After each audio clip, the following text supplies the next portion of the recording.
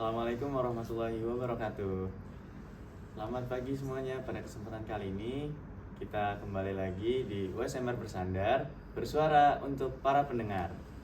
Pada kesempatan kali ini saya ditemani oleh dokter yang kece banget nih. Mungkin dokter bisa perkenalan diri, Dok? Baik, terima kasih. Saya Nina Afiani. Profesi saya sebagai dokter kandungan. Saya juga mengajar di Fakultas Kedokteran UIN Syarif Hidayatullah Jakarta, terutama berusaha untuk membagikan beberapa hal pengetahuan, membantu adik-adik mahasiswa kedokteran UIN Jakarta untuk lebih mengetahui masalah-masalah yang ada di bagian kandungan dan kebidanan ya. Berikutnya mungkin aktivitas-aktivitas saya ada di organisasi-organisasi yang lain, yang intinya sih berharap bisa menjadi bagian, saya bisa memberikan pelayanan baik itu sebagai dokter kandungan maupun sebagai bagian masyarakat yang berharap bisa untuk menjadi solusi bersama pada kesehatan ibu terutama, dan agar terdapat generasi yang lebih baik, begitu ya. Pada kesempatan kali ini kami akan membahas tentang topik obstetri dan ginekologi di tengah maraknya isu pernikahan dini, hamil di luar nikah, sampai dengan child free.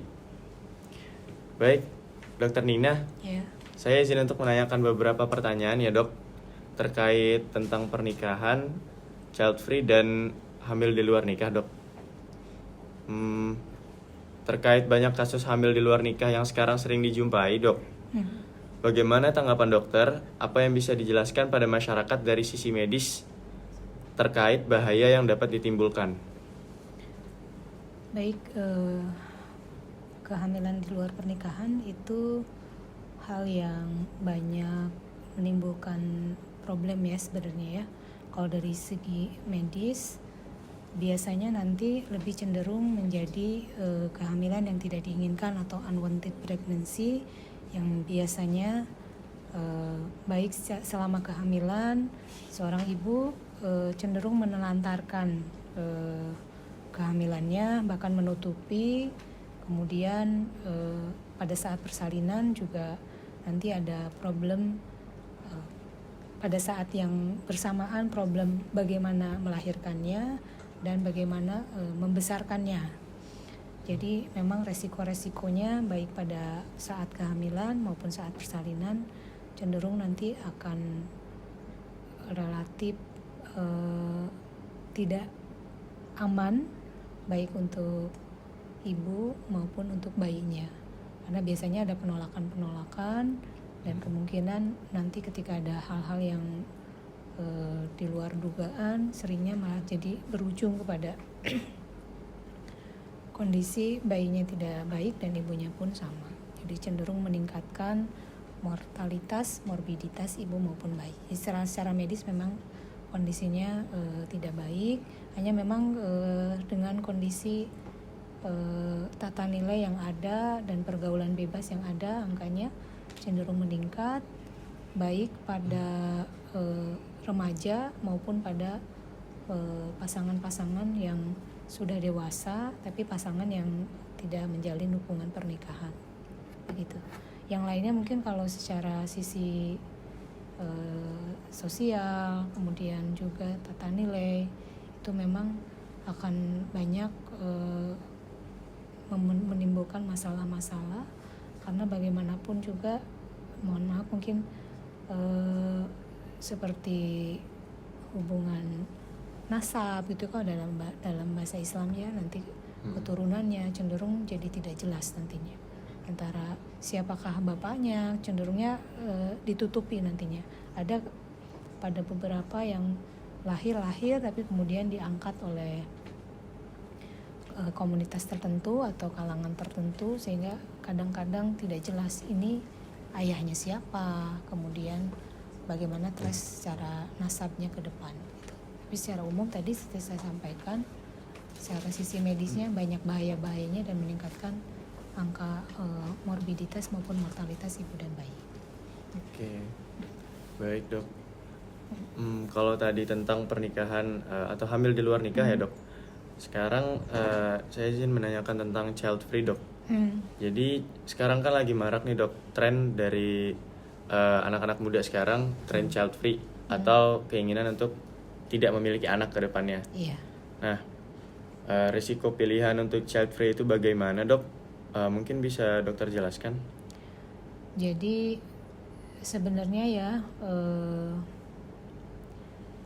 child free itu saya paham ya, terutama untuk pihak perempuan ya. Mungkin ada sementara yang menganggap punya anak tuh repot ya. Bagaimanapun memang akan aja ada kompleksitas yang tidak mudah.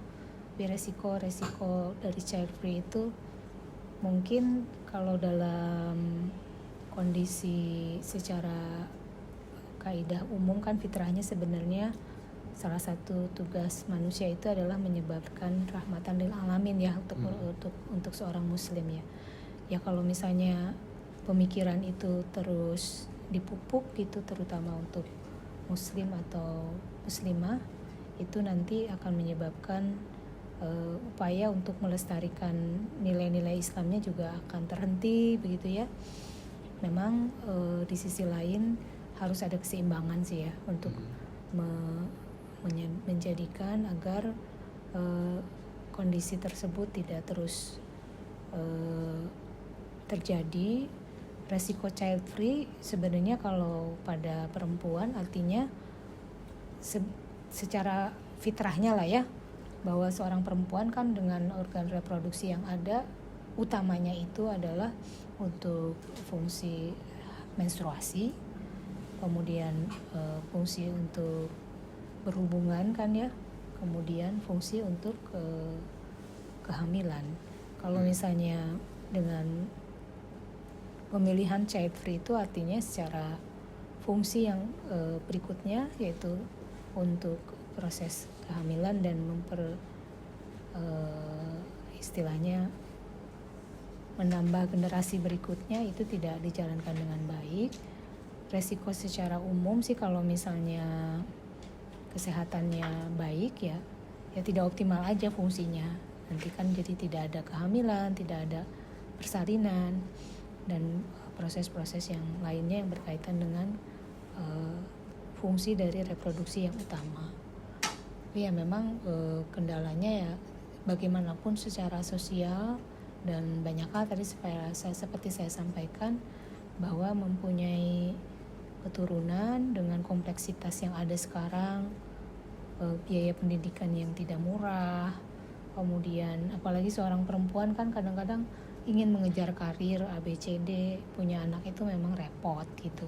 Tapi ya niatnya kan kita hidup di dunia ini kan pada dasarnya mengemban amanah yang maha kuasa, yang salah satunya untuk menyebarkan rahmatan lil alamin dan kemudian nanti diteruskan oleh generasi berikutnya sebagai cara agar apa yang kita coba upayakan sebagai kebaktian kita kepada Allah Subhanahu wa taala dilanjutkan oleh generasi-generasi berikutnya sebagai sebuah amal jariah yang terus mengalir untuk kita gitu.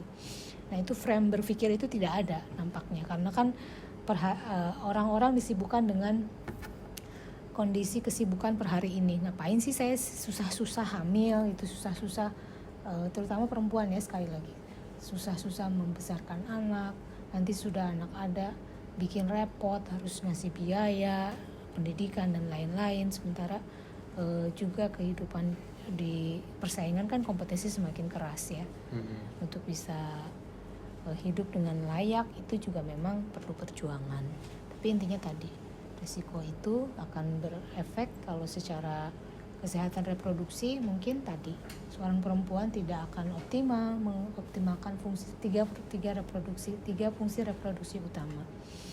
Dan ya secara ininya pada dasarnya sih menurut saya melawan fitrah sih sebenarnya. Bagaimanapun seorang manusia berpasangan kemudian bereproduksi memiliki keturunan yang diharapkan dari sana menjadi bagian persembahan kita kepada Yang Maha Kuasa bahwa kita sudah berusaha menjalankan tugas di muka bumi ini dengan baik dan ada generasi berikutnya yang meneruskan tugas kita gitu. begitu ya.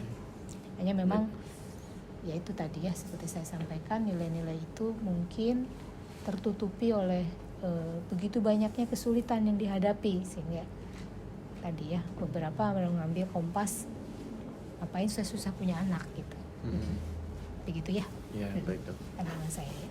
Jadi dari sisi hamil di luar nikah ataupun child free itu tuh ada sisi negatifnya masing-masing ya Iya, dok. betul. Ada menyangkut dengan agama juga ya dok. Iya, Gitu. betul, Ya. tata nilai, karena memang ya tadi ya mungkin orang banyak tertutupi dengan kehidupan di hari ini, tapi lupa bahwa kita ada kehidupan di hari depan yang lebih khusus ya. Dan tadi berkaitan dengan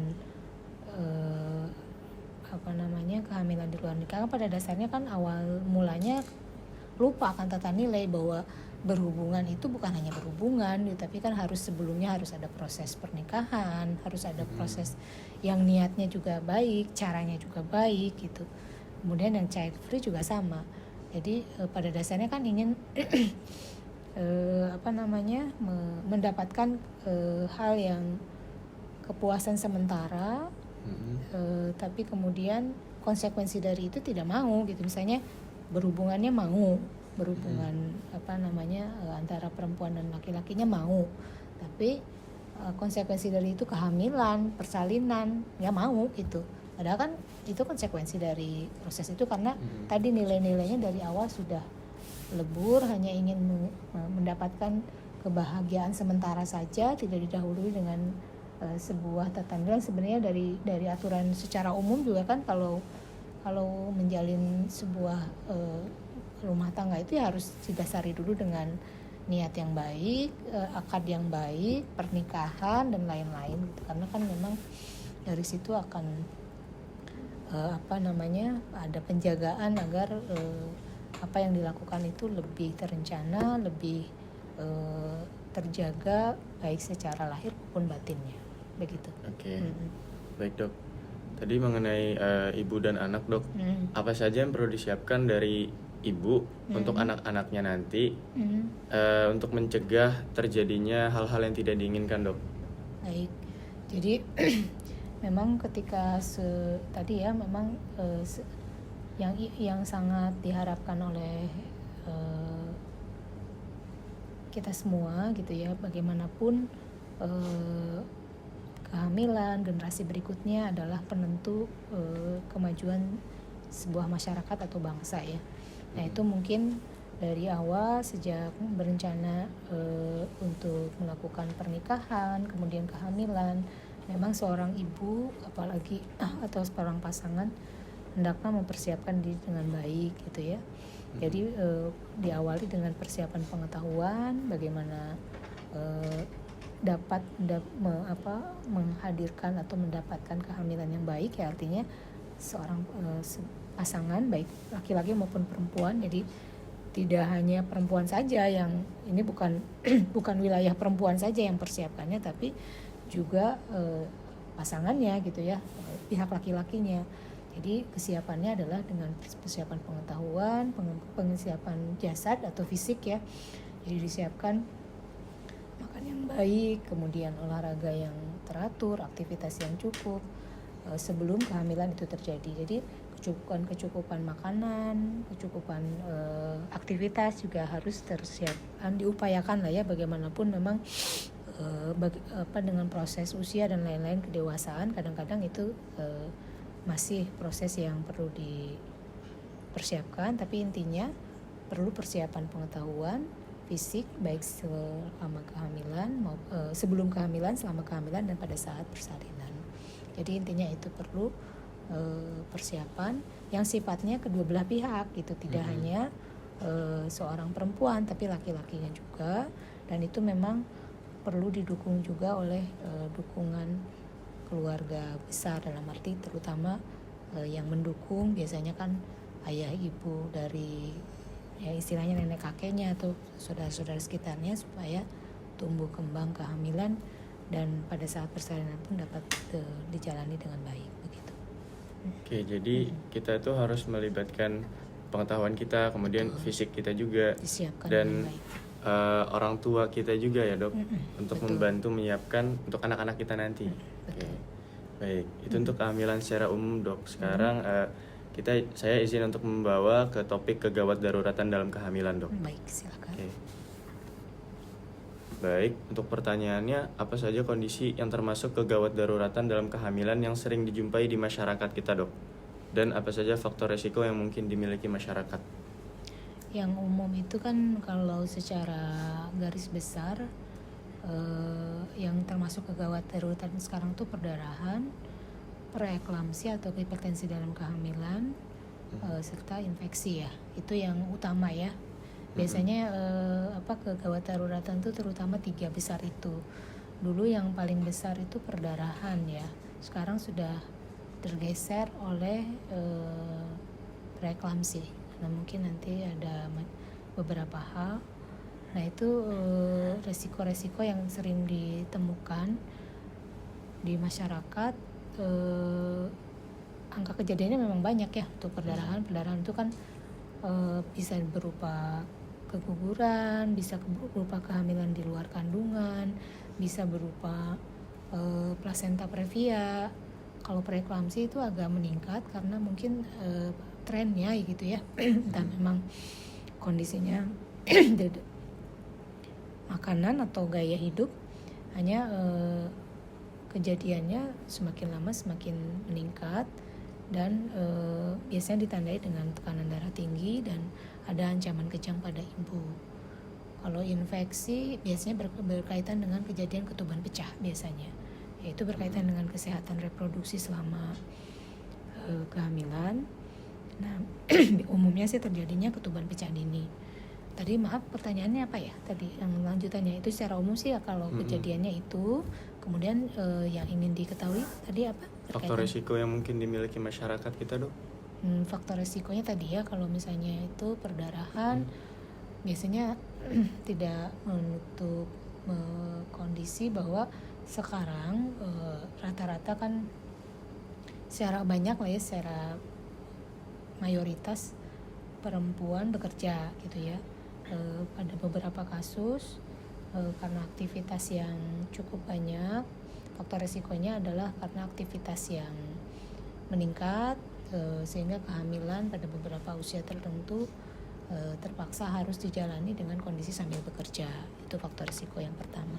Yang kedua, gaya hidup tadi yang saya sampaikan, kenapa preeklamsi juga cukup meningkat karena berkaitan dengan pola makan, pola istirahat.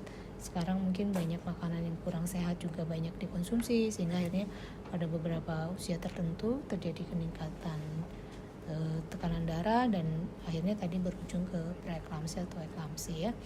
Sedangkan ketuban pecah juga tadi berkaitan dengan pola aktivitas ya, pola minum. Tadi kadang-kadang mungkin ibunya bekerja, kalaupun tidak bekerja juga mungkin pada beberapa kan harus mengurusi rumah tangga juga. Akhirnya mungkin beberapa keadaan-keadaan awalnya kan ketuban pecah itu biasanya dikaitkan dengan keputihan pada saat kehamilan. Nah, itu tidak tertata laksana dengan baik sehingga ini menimbulkan kondisi ketuban pecah dan salah satunya ya kejadiannya jadi cukup sering dan akhirnya meningkatkan angka prematuritas sebenarnya kalau ketuban pecah itu. Jadi sebelum waktunya bayinya sudah harus dilahirkan karena ketubannya sudah pecah. Tapi intinya sih faktor risikonya mungkin saya mengamatinya beberapa karena cenderung ada kondisi para perempuan yang akhirnya memang karena tuntutan banyak beberapa hal bekerja itu pada beberapa ya meningkatkan kondisi-kondisi yang ada tadi. Baik. Berarti ada hubungannya dengan bekerja dan faktor pola hidup juga pola ya, hidup, Dok? betul. Pola hidup dan ya zamannya sekarang makanan sehat mungkin agak lebih susah diperoleh ya, lebih susah lah meskipun ada tapi mungkin harus lebih diupayakan lah. Baik, Dok. Mengenai beberapa contoh kegawat daruratan di Indonesia saat ini, Dok. Mungkin bagaimana cara kita membedakan antara ini merupakan suatu kegawat daruratan yang membutuhkan penanganan khusus dibandingkan dengan keluhan normal pada ibu hamil biasanya, Dok? Yang mungkin di ininya ya, memang perlu tetap interaksi dari seorang ibu hamil ketika mengalami kehamilan, tetap harus mengetahui hal-hal yang utama dulu ya. Memang kita menelusurinya dari usia kehamilan awal sampai akhir. Di kehamilan awal, untuk kehamilan awal itu yang utama kan biasanya ada mual dan muntah.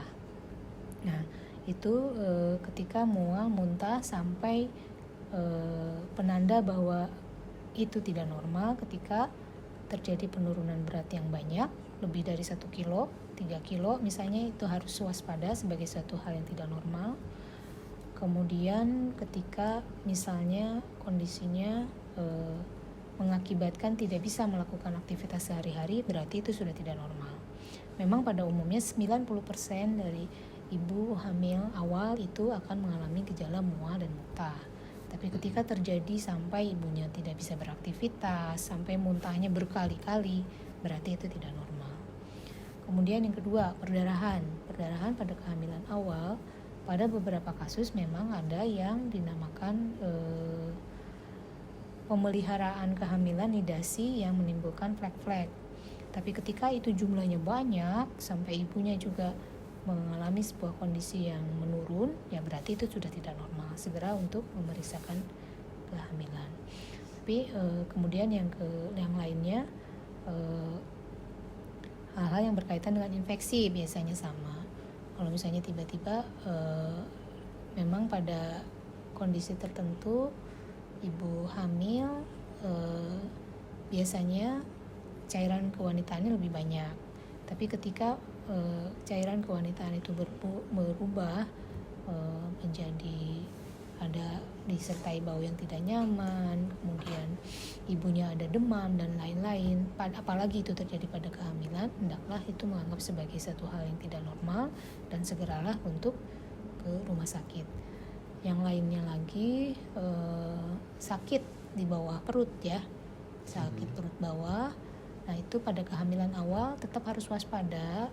Kadang-kadang kan ada beberapa di masyarakat, nanti aja deh periksanya supaya sudah kelihatan gitu. Tapi yang harus diwaspadai bahwa hamil itu kan ada yang di luar kandungan, ada yang dalam kandungan. Ketika ada nyeri yang tidak nyaman, yang sampai ibunya kesakitan, tidak di luar yang seharusnya, berarti itu menandakan kedaruratan yang segera harus diwaspadai. Berjaga memang ada hamil yang tidak pada tempatnya atau hamil di luar kandungan. Jadi pada intinya, pertama untuk mengenali hamil normal atau tidak itu memang perlu pengetahuan dasar. Seorang ibu hamil harus berusaha untuk membekali dirinya dengan pengetahuan dasar tersebut. Dan ketika ada hal-hal yang sangat ekstrim, nah itulah, itu diwaspadai sebagai hal yang darurat dan segera jangan menunda besok atau lusa gitu, karena boleh jadi pada saat itu terjadi ancaman terutama pada ibu. Tadi saya baru menggambarkan di kehamilan awal. Pada kehamilan akhir ada sementara kondisi-kondisi yang utama pada kehamilan akhir itu. Yang paling mudah untuk dikenali adalah gerakan janin. Kalau gerakan janin pada hamil akhir itu menurun, segeralah untuk memeriksakan diri, karena ancaman yang terbesar adalah kematian janin di dalam kandungan. Saya menekankan itu karena sementara ada mitos dari beberapa masyarakat bahwa kalau mau lahiran itu biasanya geraknya menurun, dianggapnya normal gitu.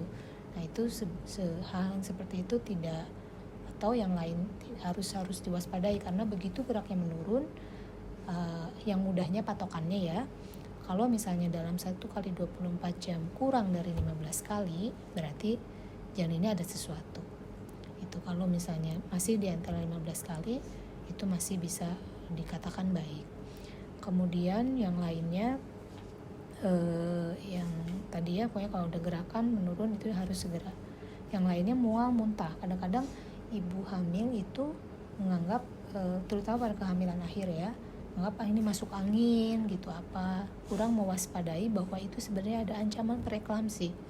Jadi ketika ada mual, muntah pada kehamilan usia di atas 28 minggu, apalagi disertai dengan nyeri kepala, mata buram, segeralah memeriksakan diri. Meskipun sebelumnya tidak ada riwayat apa-apa ya, tidak bengkak. Kadang-kadang kalau preeklamsi itu ibu hamil itu nggak bengkak gitu, tapi ada keluhan seperti itu, jangan menganggap itu sebagai mah biasa, jangan menganggap itu masuk angin, tapi waspadalah itu sebagai satu kondisi keracunan dalam kehamilan kita kenal sebagai preeklamsi. Apalagi kalau misalnya ternyata udah ada mual, muntah, ada bengkak lagi kakinya, apalagi udah ada kelihatan matanya burem, ya itu segera periksakanlah ke gawat darurat karena sedang mengancam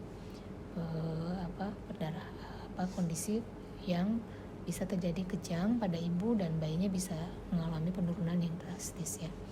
Kalau yang lain-lainnya sih tadi ya perdarahan juga, pokoknya intinya sih secara umum perdarahan dalam kehamilan tetap kita harus waspadai sebagai gawat daruratan ya. Jadi mungkin tadi saya bilang ada flag itu kadang-kadang ada, tapi begitu ada perdarahan selama kehamilan kapanpun itu segera memeriksakan diri sampai yakin bahwa itu memang bukan hal yang harus segera ditangani. Dan yang kedua, ketika ada cairan yang keluar yang tidak bisa dikontrol, apalagi disertai bau yang tidak nyaman, segeralah memeriksakan diri. Kemudian ketika gerakan menurun, bayinya gerakan menurun, segeralah memeriksakan diri. Yang lainnya tadi mual, muntah, apalagi sampai nyeri kepala, segeralah memeriksakan diri. Itu mungkin clue-cluenya ya, beberapa hal. Terutama perdarahan sih ya, perdarahan apalagi disertai nyeri perut yang hebat, waspadalah ada sesuatu yang segera perlu ditangani. Ya. Oke, baik dok. Jadi sebelum ibu itu mengalami suatu kehamilan dok, perlu menyiapkan pengetahuan tentang kehamilan. Betul. Kemudian jika dirasa ada yang salah, bisa diperiksakan langsung ke dokter ya dok. Betul. Jadi jangan ditunda ya, begitu ada hal yang itu jangan ditunda, dan jangan memang perlu diinikan juga ya pengetahuan dari YouTube gitu atau dari media sosial yang sekarang sangat mudah didapatkan.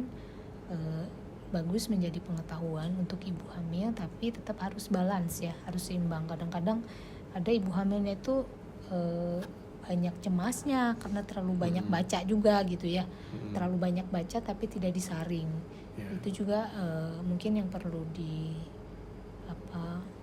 disaring agar kehamilannya jangan dihantui lah intinya dengan ketakutan yang berlebihan. Pengetahuan boleh ada, tapi tetap ketika ada hal yang merasa tidak terlalu jelas, segera berkonsultasi, baik itu di fasilitas kesehatan pertama di puskesmas misalnya dengan bidan atau dokter yang berjaga di sana, atau fasilitas kesehatan kedua di rumah sakit, atau fasilitas kesehatan ketiga ketika memang kasusnya khusus.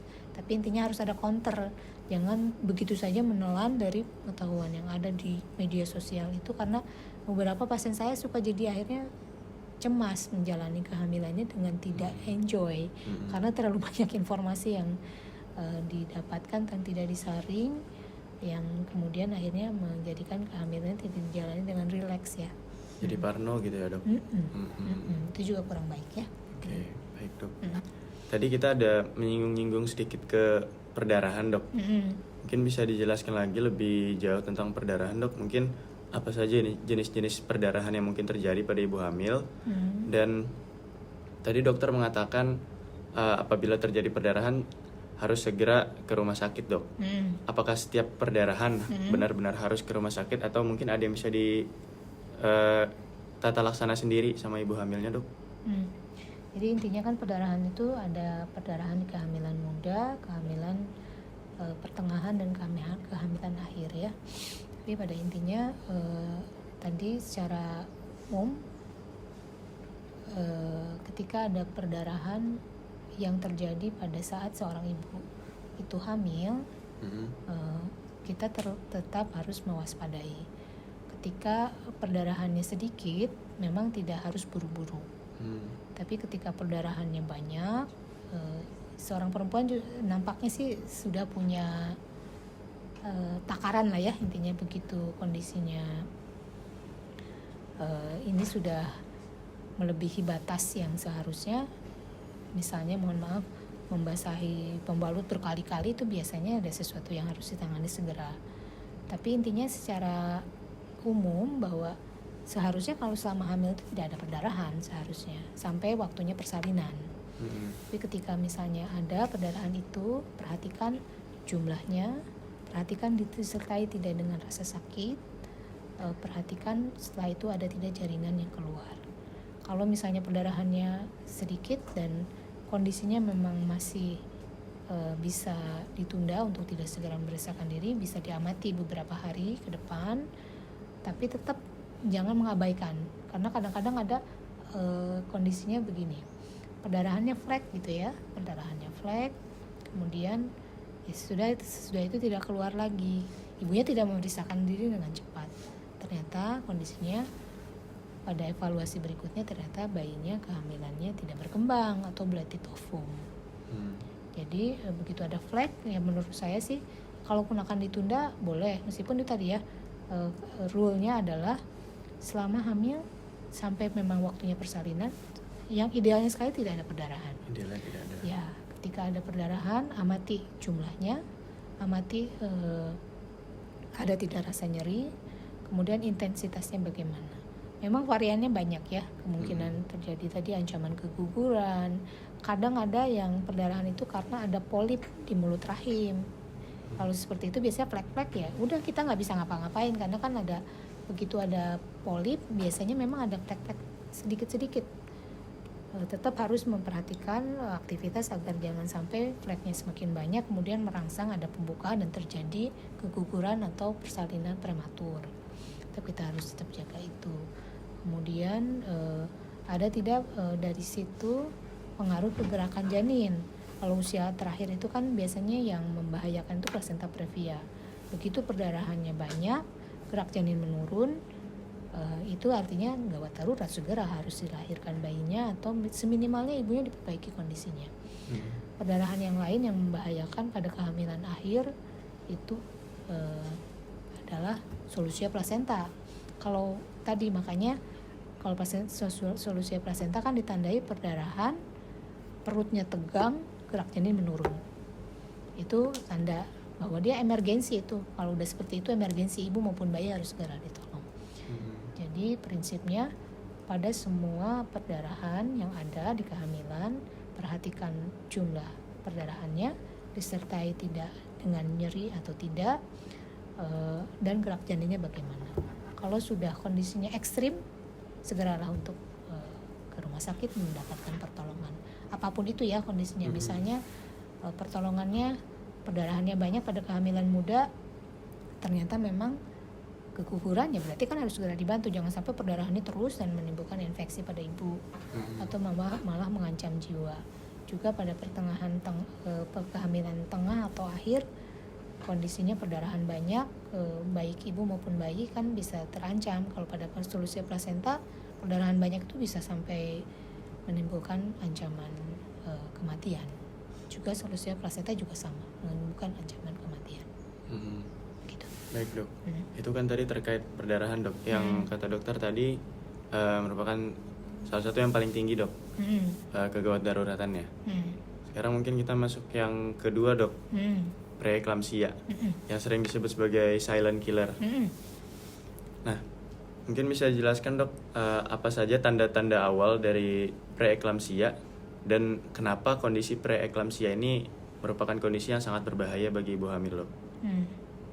Jadi biasanya kondisi awalnya tadi seperti saya sampaikan ya, untuk kewaspadaan pada kondisi gawat daruratan, awalnya tanda yang pertama itu ada bengkak kaki biasanya ya, meskipun sekarang kriteria diagnosisnya lebih ke arah tekanan darah tinggi yang disertai proteinuria, jadi ada protein di dalam urin.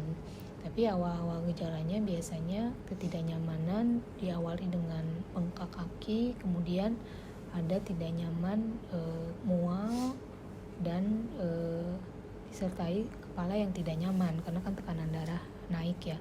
Hanya pada beberapa kadang itu terabaikan maksudnya ibunya tidak terlalu ngeh kondisi seperti itu, karena tadi beberapa ada yang menganggap saya masuk angin aja gitu, mual gitu, jadi tidak menganggap sebagai satu kewaspadaan.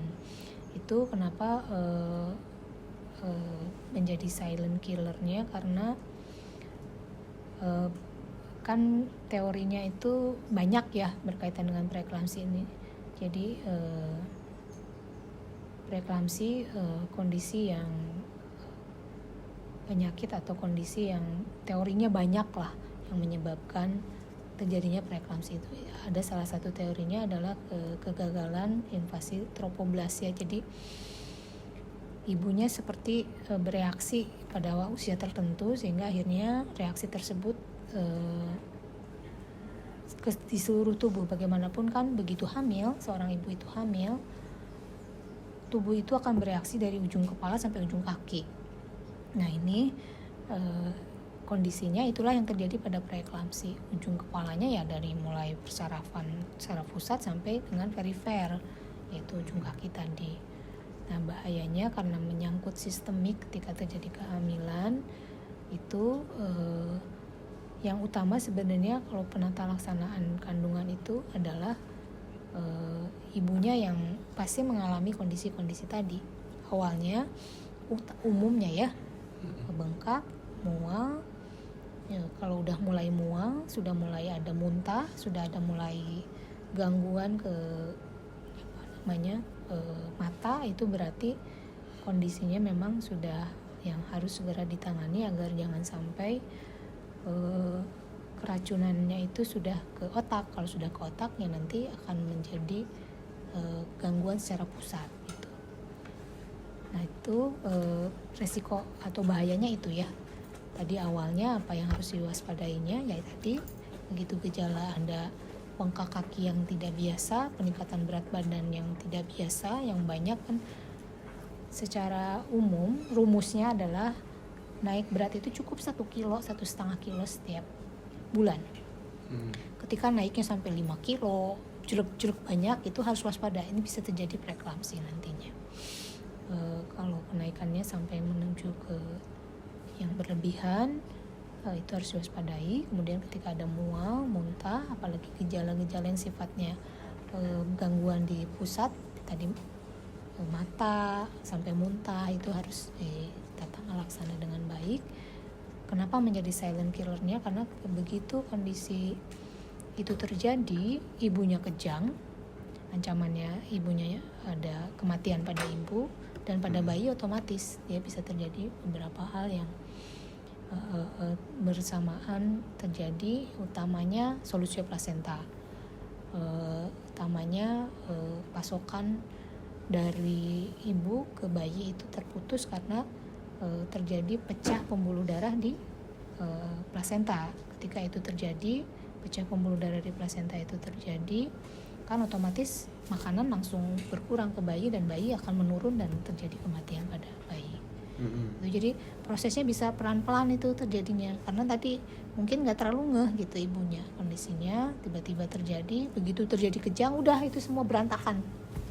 Ya, ibunya bisa tiba-tiba tidak sadar, bayinya juga sama bisa tiba-tiba mengalami penurunan kondisi yang drastis, dan mohon maaf dua-duanya dalam ancaman kematian. Begitu. Baik dok. Izin lanjut ke pertanyaan berikutnya ya dok. Enggak, silakan. Jadi seberapa penting kita memiliki rencana persalinan, persiapan kegawat daruratan, P4K, dan pemeriksaan rutin yang wajib bagi ibu hamil itu apa saja dok? Maaf maaf tadi saya agak ini yang pertama.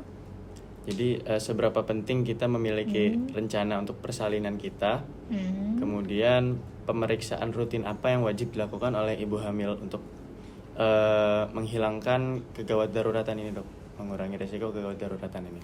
Ya, intinya sih pemeriksaan rutin ya tadi ya.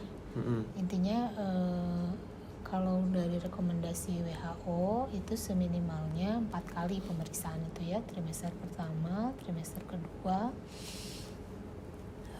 masing-masing satu kali trimester 3 masuk usia kehamilan 28 minggu ke atas. Itu 2 kali.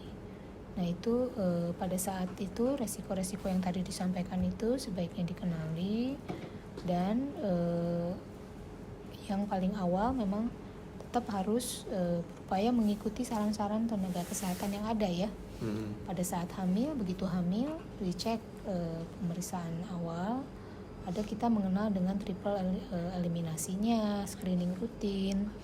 Kemudian pada screening rutin itu darah rutin, urin, gula darah sewaktu. Triple eliminasi berkaitan dengan penyakit menular seksual ya, karena memang sekarang kejadiannya banyak yang ada dengan hepatitis, HIV, dan ada sifilis. Itu harus diwaspadai sebagai hal yang perlu ditata laksana, karena bagaimanapun ketika itu terjadi, itu yang harus kita lindungi, terutama bayinya. Yang berkaitan dengan gawat daruratan, dari proses pemeriksaan rutin itu akan lebih mudah terscreening. Kalau misalnya pasiennya rutin kontrol, kan akan tahu, oh Bu ini bahayanya begini. Nanti kan ada, begitu seorang ibu datang misalnya usia kehamilan 28 minggu, ada tadi gejala mual, muntah, atau misalnya dari situ kan ketahuan tekanan darah tinggi, akan dicek kan protein urinnya. Akan diupayakan nanti ibunya di tata laksana seminimalnya diberikan obat penurun tekanan darah, diberikan nutrisi dan saran-saran agar tekanan darahnya tidak semakin tinggi. Kemudian bisa dirawat, dan bayinya bisa seminimalnya lebih besar lah kondisinya, sehingga lahir dengan kondisi yang lebih baik. Atau yang lainnya, ketika ada kegawat daruratan yang lain, misalnya tadi ketuban pecah, prematur, atau tadi saya belum menyinggung tentang prematur kontraksi ya, kenceng-kenceng misalnya ibunya, kalau rutin kontrol kan bisa dicegah, ibunya dirawat dulu atau seminimalnya bed rest, sehingga prematuritas juga bisa lebih diturunkan, bayinya bisa lahir dengan berat badan yang lebih besar, lebih baik gitu ya. Jadi ketika rutin kontrol seminimalnya 4 kali, kalau idealnya sih secara ideal ya setiap bulan sampai usia kehamilan usia 28 minggu 32 minggu 32 minggu itu 2 minggu sekali, sampai usia 36 minggu 36 minggu sampai 40 minggu itu 1 minggu sekali. Ketika itu rutin dijalankan, itu akan lebih mudah terscreening. Kalau mengikuti WHO bisa, tapi akan lebih ideal lagi kalau mengikuti tadi setiap bulan dari minggu awal-awal kehamilan sampai usia 32 minggu setiap bulan, itu akan lebih terscreening. Ketika ada bahaya-bahaya yang terjadi, efek-efek mortalitas dan mobilitas pada bayi akan lebih mudah dikenali, dan harapannya bayi walaupun misalnya terpaksa harus prematur gitu ya, bisa ditangani di fasilitas kesehatan yang lengkap dan bisa terjaga dari kematian janin gitu. Baik dok, jadi intinya kita kalau ada ibu hamil nih dok, berarti harus rutin screening ya, screening. Rutin screening dan rutin pemeriksaan. Sama rutin pemeriksaan juga. Tadi tiap trimester dok. Kalau untuk pemeriksaan awal itu trimester pertama. Biasanya kita yang tadi saya berikan screening rutin, darah rutin, gula darah sewaktu, urin rutin, kemudian HBsAg, HIV sama sifilis ya. Kemudian nanti biasanya diulang trimester 2 seminimalnya HB dan gula darah. Berikutnya di trimester 3 HB, gula darah, dan urin jika diperlukan. Terutama tadi ada berkaitan dengan kemungkinan infeksi saluran kemih yang berefek kepada ketuban pecah, atau ada screening awal berkaitan dengan screening lanjutan berkaitan dengan kemungkinan terjadinya preeklamsi. Baik dok. Kemudian ada pertanyaan berikutnya dok, berdasarkan pengalaman dari tim medis sendiri dok, apa saja kesalahan umum yang sering dilakukan keluarga saat menghadapi kegawat daruratan medis? Kesalahan umumnya sih menunda biasanya. Biasanya akhirnya beberapa ya, tidak semuanya sih ya, minta pendapat dulu keluarga banyak gitu. Akhirnya kadang sudah diputuskan nih, misal nih ya, udah ketubannya sedikit, gerak janinnya menurun, nanti dulu saya mau ini dulu, saya pengen banget lahir normal. Nah, kadang akhirnya berujung kondisinya ya mungkin sih bisa lahir ya, tapi dengan detik-detik emergensi bayinya terpaksa harus masuk ke NICU misalnya. Itu beberapa sih penundaan itu yang biasanya kesalahannya, atau tadi menganggap biasa-biasa saja pada kasus-kasus misalnya, mohon maaf, gerak janinnya menurun, kata ibu saya gerak janinnya menurun itu biasa, tahu-tahu datang kondisinya gerak janin sudah tidak ada, ternyata bayinya sudah meninggal. Itu jadi kesalahan umumnya sih menunda memutuskan atau menganggap pengalaman yang lalu sebagai acuan, pengalaman mungkin yang bukan pihak yang cukup paham itu yang diikuti, akhirnya terjadi hal-hal yang tidak diharapkan. Jadi ada faktor suka menunda dan persepsi masyarakat. Betul. Untuk ini ya dok, sepertinya belum perlu gitu. Iya. Baik. Ya pada tindakan-tindakan tertentu misalnya mau itu diputuskan nih, udah diputuskan nih sebaiknya lahirnya begini. Nah itu banyak konferensinya lah istilahnya. Banyak kesepakatan mungkin ya karena keterbatasan pengetahuan atau kadang-kadang mohon maaf dominansi dari orang tua kadang-kadang mempengaruhi sehingga akhirnya masuknya ke dalam kondisi emergensi, sehingga kadang-kadang ya pada beberapa kasus bayinya bagus alhamdulillah, tapi pada beberapa kasus tertentu karena penundaan tersebut bayinya mengalami kondisi morbiditas yang akhirnya harus perlu dirawat di kamar ruangan khusus berhari-hari, kadang berminggu-minggu begitu. Baik dok. Oke, baik dokter, terima kasih untuk pertanyaan-pertanyaannya sudah mencakup ya. Mungkin dari audiens sekarang ada yang ingin mengajukan pertanyaan. Ada yang ditanyakan barangkali. Ya. Ya, silakan. Izin bertanya dokter. Ya. Saya Haikal. Di sini kan kita nih organisasi kegawat daruratan ya, OSMR, Wajib Medical Rescue, yang berhubungan sama kegawat daruratan. Makanya kita pilih salah satu topik yang kita bahas ini adalah darurat. Karena selain emang angkatan 22 lagi dapat untuknya, saya juga akhirnya dapat nih konsen kalau ternyata memang bisa kita temuin sehari-hari gitu loh.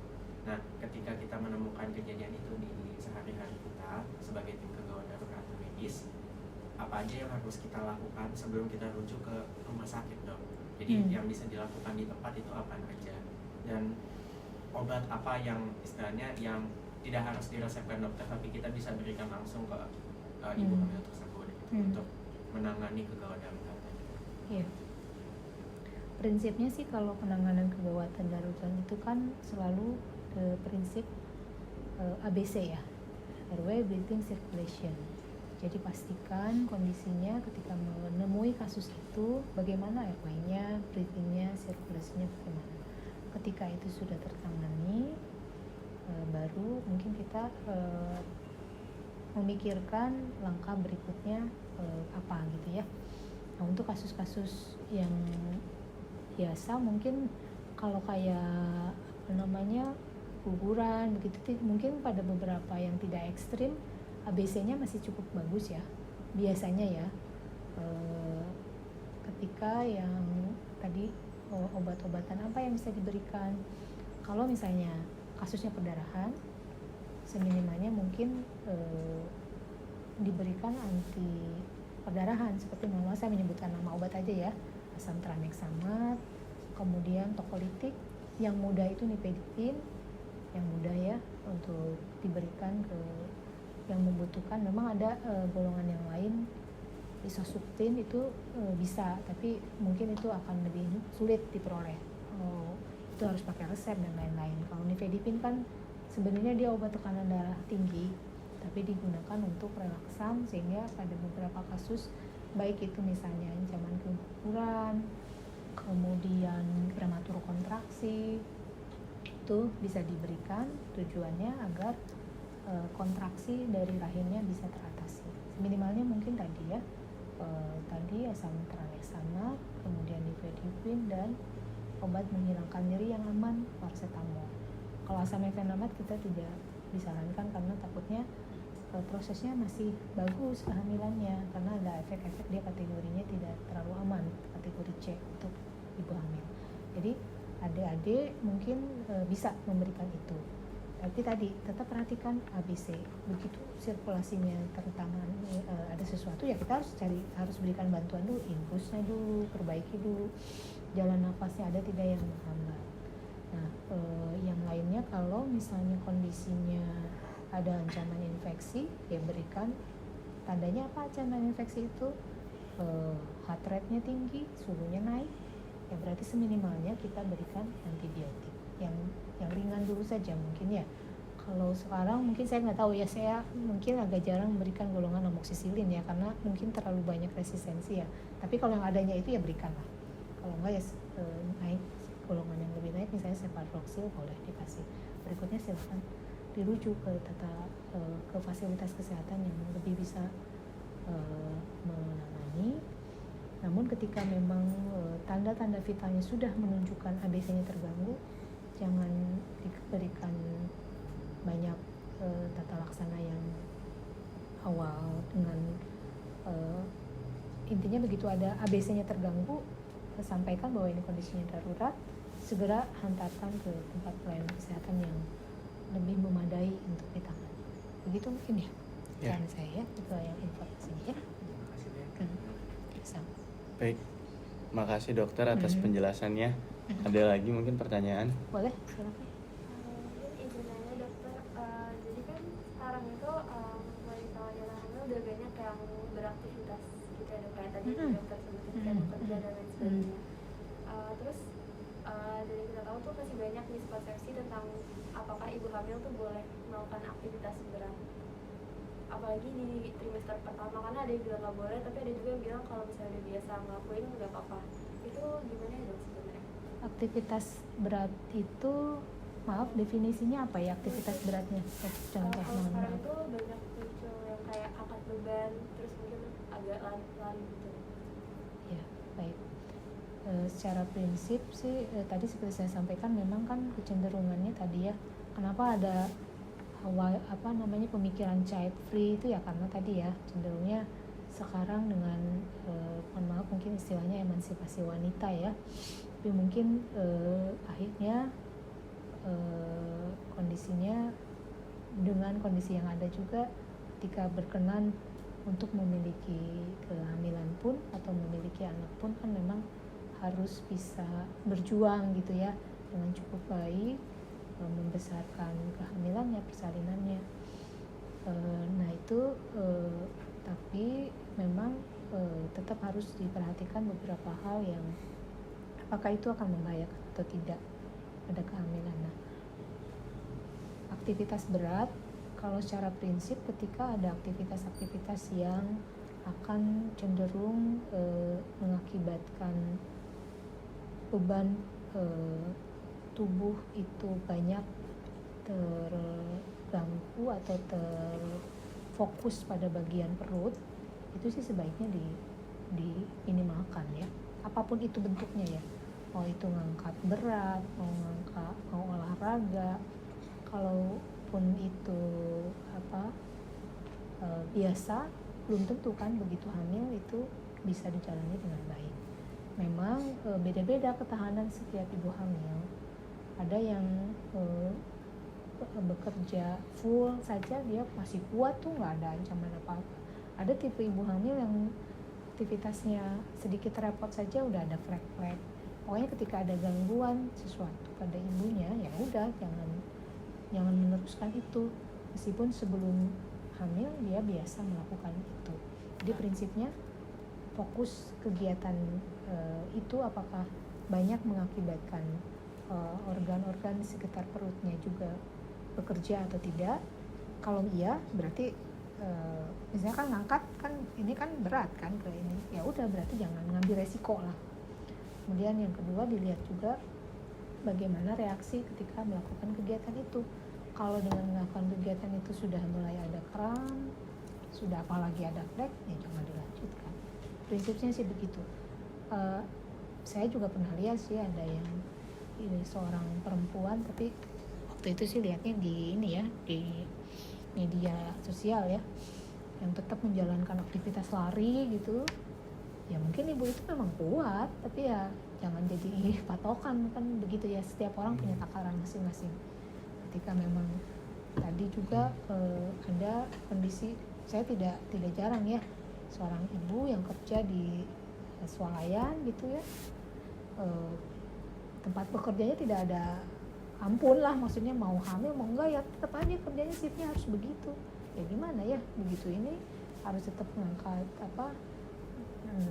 naik tangga, memandikan kondisi, datang dengan kondisi perdarahan, artinya memang tidak bisa pada ibu itu, tapi pada ibu yang lain bisa ya, yang dikembalikan pada kondisi masing-masing. Hanya tadi intinya ya, berat tidak pada organ reproduksi dan perutnya, kemudian dilihat reaksinya saat menjalankan itu, apakah ada reaksi atau tidak. Ketika ada reaksi, stop, berarti tidak bisa ya, begitu. Ya, sama-sama. Baik.